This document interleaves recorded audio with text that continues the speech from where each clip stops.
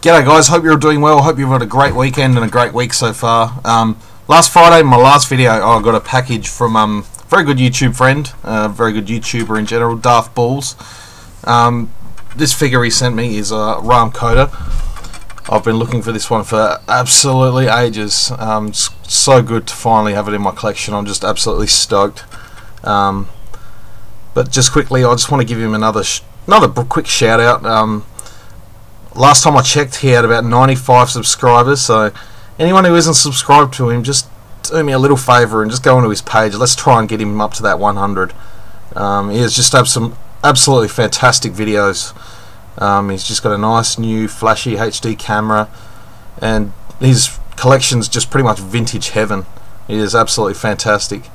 Does some awesome sort of videos on some really old 70s and 80s items, which you don't see very often. So yeah, definitely worth a look, definitely worth your time. So definitely check out Darth Balls. I'll put the link to his channel down below in the comments. So yeah, definitely recommend it. So anyway, on to the figure. It is just an absolutely awesome figure. I'm really happy. Only down point is he didn't have the original lightsaber, so but that's cool. Any green lightsaber looks fine. I've got him to when he's on the shelf, he's actually got two hands wrapped around it, so you can't really see the hilt anyway. So I've just got a pretty standard spare lightsaber I'm using at the moment, which is fine. But yeah, hopefully I can track down his actual lightsaber sometime in the future. But I'm just stoked to have the figure, to be honest. It's just absolutely awesome. Most of you probably know by now how much of a big Force Unleashed fan I am, so it's just great to get another one of the main characters.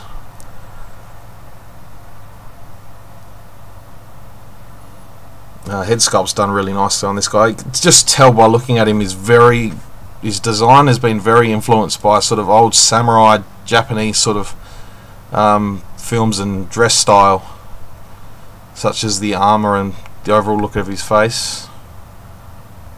Zoom up on that enough.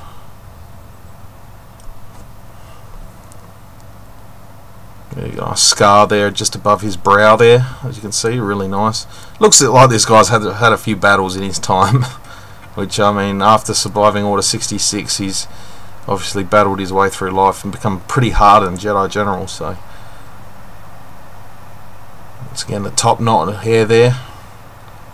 It's again another very reminiscent of Japanese sort of samurai style of hair, the way they put it up in a top knot like that. Another really cool feature of this character is where he keeps his lightsaber.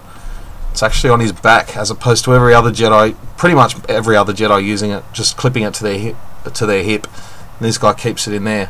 Only bummer is once you put it in there, it doesn't quite, the whole blade doesn't quite go down in there, but you get the idea. It's just really cool in the game, the way he just pulls it out from behind him and ignites it. It's just, yeah, it's really cool. And yeah, the rest of the armor is really nice. It looks really solid with this armor on.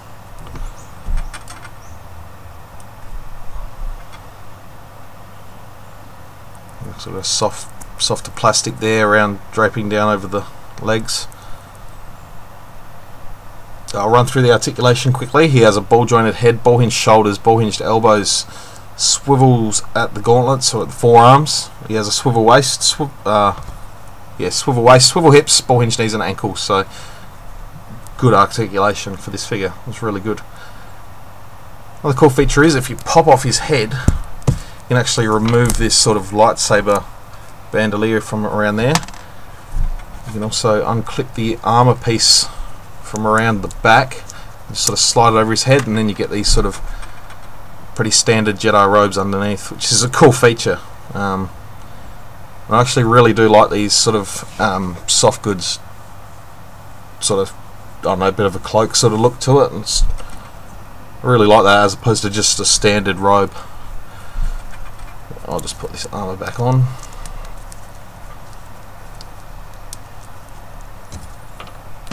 Put this piece back on. Hopefully I can do it without too much trouble.